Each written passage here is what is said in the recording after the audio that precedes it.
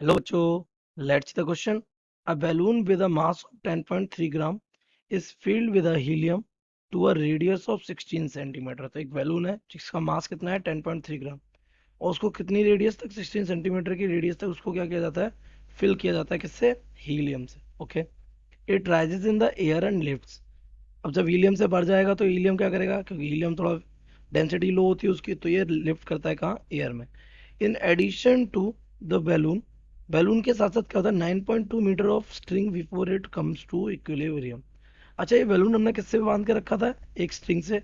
वो स्ट्रिंग कितना 9.2 मीटर तक उठती है, तब जाके बैलून किस में आता है, इक्विलिब्रियम में। The mass of the string is found to be, string का मास कितना है 0.78 ग्राम पर metre. if the density of air is 1.29 10 to the power minus 3 gram per centimeter cube, what is the density of the helium in the balloon? तो आपको ये बताना है कि हीलियम की डेंसिटी क्या होगी। तो let's see the key concept of this question. The key concept of this question is बेटा आर्किमिडीज प्रिंसिपल।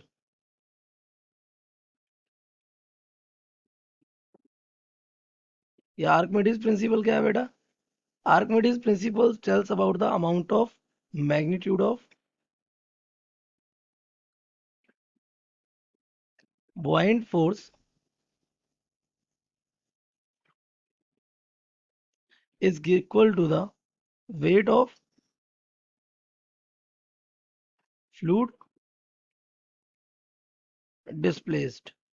सिंपली ये हमारा क्या है आपका आर्किमिडीज प्रिंसिपल कि buoyant फोर्स का जो मैग्नीट्यूड होगा weight of the fluid displaced के इक्वल होगा। और हमारा क्वेश्चन क्या, क्वेश्चन तो आप समझ ही गए, क्या एक बैलून है, बैलून को बांध के रखा किससे, एक स्ट्रिंग से, और स्ट्रिंग ऐसे उठ रही है। अब ये बैलून इक्विलिब्रियम में आ जाता है, दैट मीन्स पे नेट फोर्स कितना हो जाएगा, एफ नेट इक्वल्स टू 0। कब, जब ये यहाँ से 9.2 मीटर की स्ट्रिंग और ये खुद बैलून का ऊपर उठता है। तो अपने क्वेश्चन को बनाने की थोड़ी कोशिश करते हैं। तो ये रहा हमारा बैलून बेटा। ओके, बैलून का मास कितना है 10.3 ग्राम और ये रही स्ट्रिंग 9.2 मीटर की। अगर बेटा ये 9.2 मीटर की है तो हमें गिवन है, हमें गिवन क्या है, मास पर यूनिट लेंथ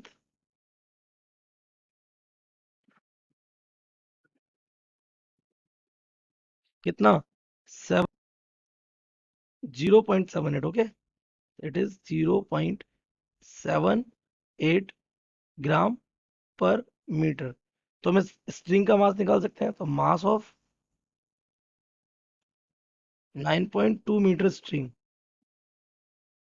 ये कितना हो जाएगा हमारा, ये हमारा आ जाएगा 9.2 इंटू 0.7, ये हमारा आ जाएगा ऑलमोस्ट 7.2 ग्राम्स।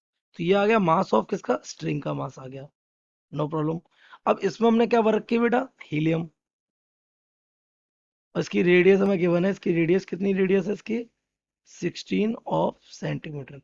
तो इसमें हीलियम की अगर हम डेंसिटी मान लें कि हीलियम की डेंसिटी रो है और इसका मास मान लिया कितना है एम, एम मास है किसका, let M be the mass of helium. तो अगर मैं टोटल बात करूं तो टोटल नेट या total downward force, total downward force क्या हो जाएगा, ये हो जाएगा वेट ऑफ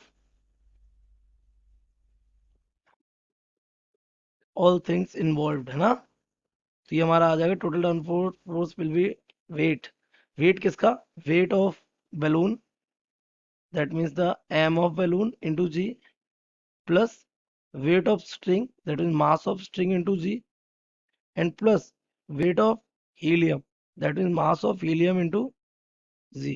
तो अगर हम इसका सम कर देंगे तो वेट हमारा आ जाएगा mass of balloon plus mass of string plus mass of helium, बाहर क्या आ जाएगा जी। तो ये अगर हम वैल्यू पुट कर दें तो हमारा मास ऑफ बैलून कितना है 10.3, ये हमारा आया अभी भी 7.2, this is mass of helium into g. तो वेट हमारा आ गया कितना, almost 17.5 plus mass of helium into g. तो ये हमारा आ गया वेट। अब बात कर लेते हैं अपवर्ड फोर्स की ना। तो टोटल अपवर्ड फोर्स ये किसके इक्वल होगा, ये इक्वल होगा बॉइंट फोर्स के, है ना। तो ये बॉइंट फोर्स किसके इक्वल होता है, बॉइंट फोर्स हमारा अभी भी हमने सीखा आर्किमिडीज प्रिंसिपल से इक्वल है किसके, weight of the fluid displaced. तो आप बताएं बेटा, इसने कितना फ्लूइड डिस्प्लेस किया होगा, जितना इसका क्या होगा वॉल्यूम, किसका वॉल्यूम होगा, बलून का। तो बलून का वॉल्यूम मान ले रहे हैं कितना है v, तो इसका वेट हो जाएगा mass of air into g.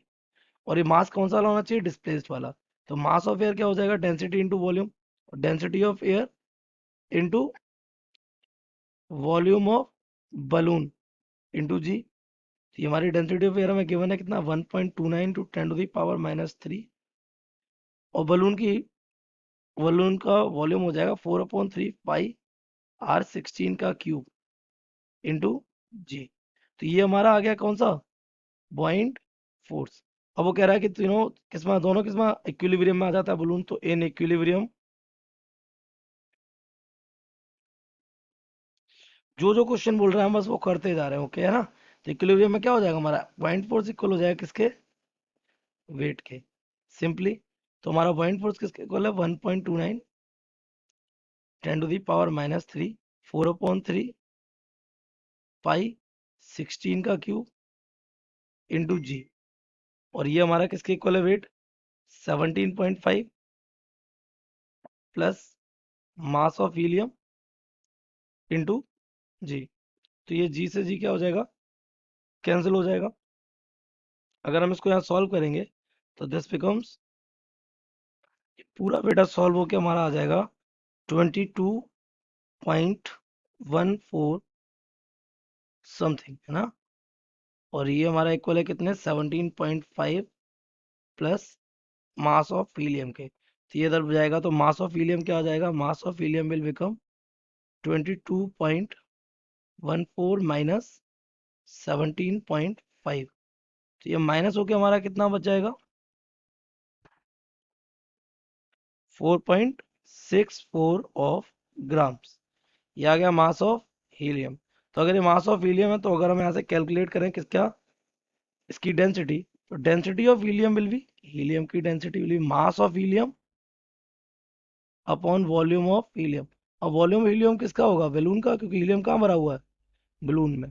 तो मास कितना आ रहा है हमारा, 4.64 divided by 4/3 pi 22/7 and R cube 16 का क्यूब। तो this is of density of helium. तो ये हमारा हो जाएगा 4.64 into 3 into 7 divided by 4 into 22 into 16 into 16 into 16।